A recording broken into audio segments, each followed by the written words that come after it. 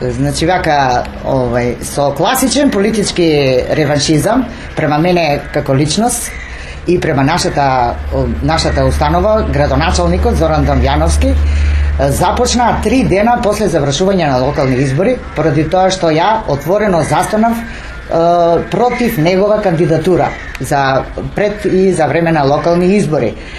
На 11-ти општината изврши класичен упад во наш финансиски план и програма, оневозможувајќи не да работиме, и до ден денеска, мислам до вчерашен ден, работен ден, нашите сметки се уште блокирани.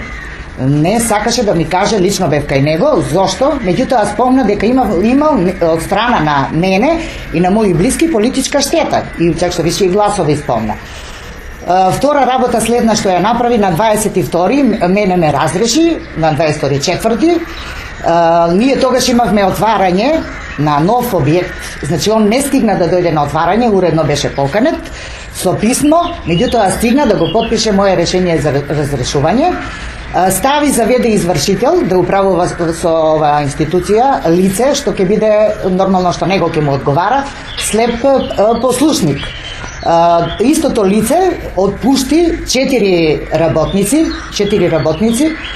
им ги прекина договорите, тие беа времено запослени, со не давал исто никакво образложение, ја лично ја прашав, исто не ми кажа зошто се тие отпуштени, веројатно претпоставувал дека не се партиски послушници, односно некој негов критериум диктаторски, што овие 8 години на многу начини го искажал.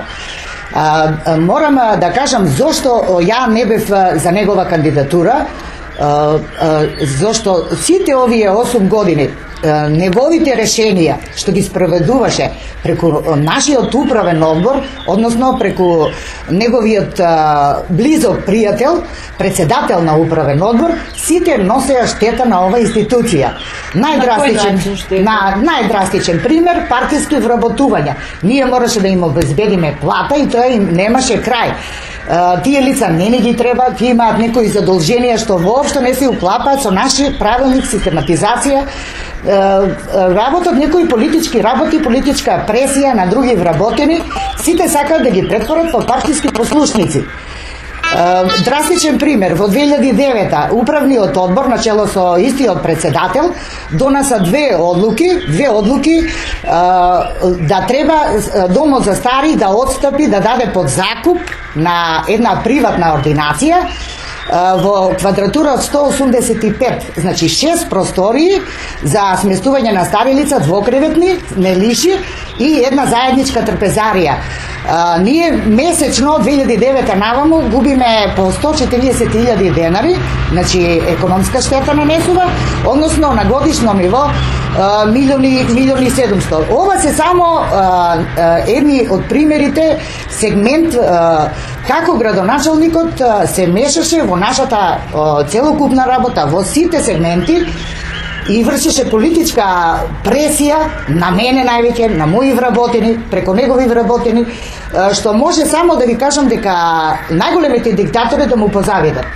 Посебно тоа е изразено сега во периодот пред неколку месеци пред локални избори. Би го запрашала сега кај му е совеста на една ваква социјална институција да врши ваква пресија, за тоа што ние веќе не може нормално да функционираме. Не може комунали да платиме, не може храна да платиме, лекови. Никогаш не сме биле во ваква вештачка наметната криза. Само нешто да ве прашам, дали е точно тоа што се има една информација дека на вашето место треба да дојде директор од ДУИ, кој што е негов нов коалиционен партнер во Советот на општина Комарево? Старо нов. Ја не учествувам директно во тие преговори. Нормално и до мене стигна таква информација. Може и цената тоа што треба градоначалникот да ја испорача на ова албанска партија. Па ова место и да се прави простор на овој начин. Што мене ќе ме отстрани, пошто сум главната пречка, и да донесе некое испазарено решение. Купно 4 ли вработени по договор на Да. Дали тие четворица вработени им завршил договорот, па веќе не сака да Значи вака, имавме сега не знам точно, значи сите времено вработени на 34 им заврши, меѓутоа се направи селекција на политички подобни и на политички неподобни. Оние што му одговараа на градоначалникот остана, што ги вршеа сите политички пресии во домот, па морам да кажам што никогаш не се случило во пресет на првиот круг, во сабота вечер, во недела се гласаше, тој испрати една екипа меѓу кои две овие вработени, во 10 сат навечер да ги агитираат кај наши луѓе, кај стари луѓе, веќе легнати заспијани. Ова е нонсенс. Затоа мисламе имаме и документирано, и може да ви обезбедам изјава од чувар, во 10 навечер да се врши агитација во очи на избори кај наши стари сместени луѓе, значи чисто малтретирање. Од вие колку години бевте директорка на оваа установа? Јас бев 4 мандати.